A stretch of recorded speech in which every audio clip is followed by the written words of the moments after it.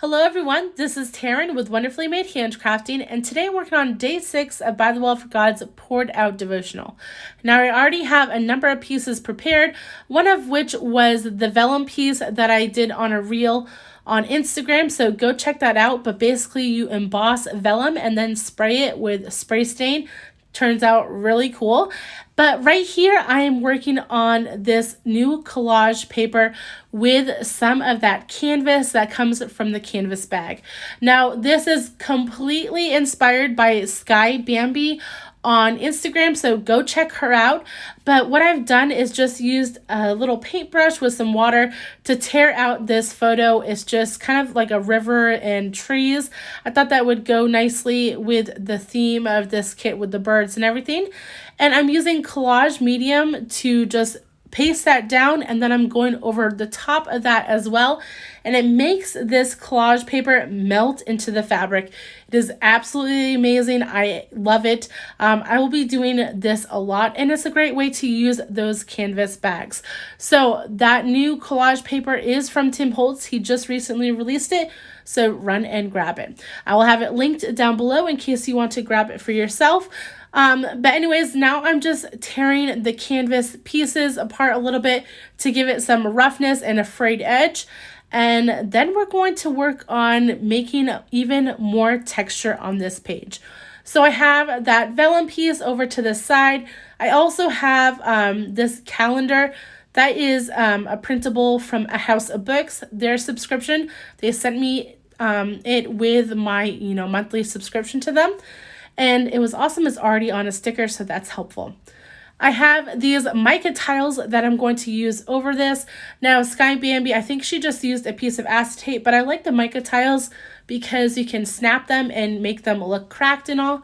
And now I'm adding a little bit of alcohol ink to that to grunge it up some. I'll end up grabbing my air blower to just blow around that ink a little bit and tone down the color some so you can really see that picture through the Mica Tile. And then I'm also going to use my fingers and it's still a little bit tacky on that alcohol ink. So using my fingers will lift some of that alcohol ink up a little bit. And then we're going to work on grunging up the fabric as well. Since the fabric is, right under that, I want to grunge it up and add some coloring to it. So I grab my favorite Frayed burlap with a makeup brush, and I'm just going over the edges to make sure that looks nice and dirty a little bit. And it actually makes that collage paper melt into that fabric even more so. So originally I was going to just use my stapler and staple this right to the fabric, but then I grabbed out my fuse tool. Now I don't have that special pen that foils, the one that heats up. I forget the name right now. But I do have a fuse tool that does get hot and is used to fusing plastic together. So instead I use it to just kind of roughen up the edges of this mica tile. It doesn't work perfectly because it's not plastic. It's mica. So it more so just heats it up and roughs it up just a hair. If you used acetate, it would work better. But I just want it to look rough and not just broken. I did slip a few times, if you see that. I did not burn myself though because it didn't come all the way up to temperature. So be careful when using a fuse tool. So I'm just making sure everything is good on all the edges, and then I will use my stapler and staple that mica tile to the fabric, and that's what's going to hold that. Now we are working through Romans on Sundays, and so this worked perfectly alongside it. I'm journaling Romans 5:8. which says, God shows his love for us, and that while we were still sinners, Christ died for us. So I typed that out on one of those little labels. I love those labels. They're perfect for clusters. And then I also have a quote from Spurgeon on this ledger paper that I stained. I had a whole tutorial video that was pretty amazing using a vinyl tablecloth to dye old papers and whatnot. And somehow YouTube deleted it, or I don't know, maybe one of my kids came over and pressed a button on my computer, but it's deleted. And I've written to YouTube for help trying to bring it back, but haven't heard anything back from them yet. So I might just have to re-record that whole thing.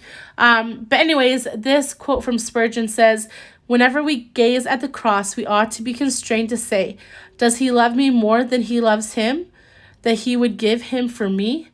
And that is just something to really think about, as he gave his only son to die on the cross. So anyways, that is kind of what I am going for with my cluster. You see that vellum piece that I ripped apart to make it a little bit smaller. I love that look of the vellum.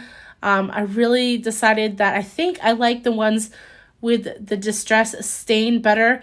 I love Lindy's, but they have that shimmer to them. And so I'd rather just, the flat look with the distress stain. So now I'm just adding that little calendar piece that is a sticker from a house of books, like I was saying before. I'm adding it to some paper so that it gives it more substance and it will be easier to put down in this cluster.